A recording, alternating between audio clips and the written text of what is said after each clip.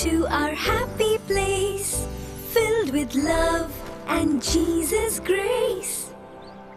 ஒரு அழகான மலை கிராமத்தில் தாவீது என்ற சிறிய மேய்ப்பான் சிறுவன் வாழ்ந்து வந்தான். அவன் மிகவும் எளிமையானவன். ஆடுகளை மேய்த்துக்கொண்டு மலைப்பாதைகளில் சுற்றுவது அவனுக்கு மிகவும் பிடிக்கும். ஒவ்வொரு நாளும் அவன் பசுமையான மலைகளுக்குள் தனது சிறிய ஆடுகளுடன் செல்வான். காற்றின் இனிய இசையையும் பறவைகளின் குரல்களையும் ரசித்தபடி அமைதியாக நடந்து செல்வான். அவனுடைய இதயம் எப்போதும் நன்றியாலும் அன்பாலும் நிறைந்திருந்தது. வானம் முழுவதும் நட்சத்திரங்கள் அழகாக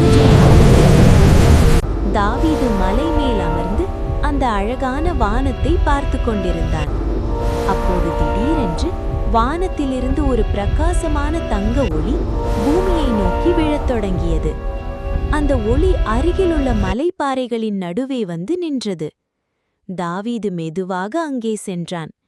அவன் பார்த்தபோது அங்கே ஒரு அழகான தங்க வீணை ஜொலித்துக் கொண்டிருந்தது.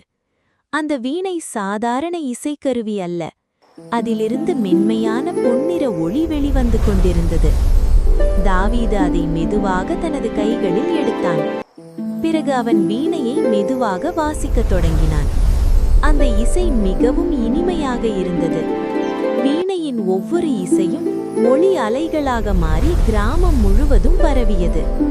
அந்த இசையை கேட்ட மக்கள் அமைதியாக உணரத் தொடங்கினர். நோயுற்றவர்கள் மெதுவாக குணமடைந்தார்கள். சோகமாக இருந்த முகங்களில் மகிழ்ச்சி மலர்ந்தது. சிறிது நேரத்தில் வானத்தில் அழகான ஒளி தோன்றியது. வானதூதர்கள் இசையுடன் சேர்ந்து ஒளிர்ந்தனர்.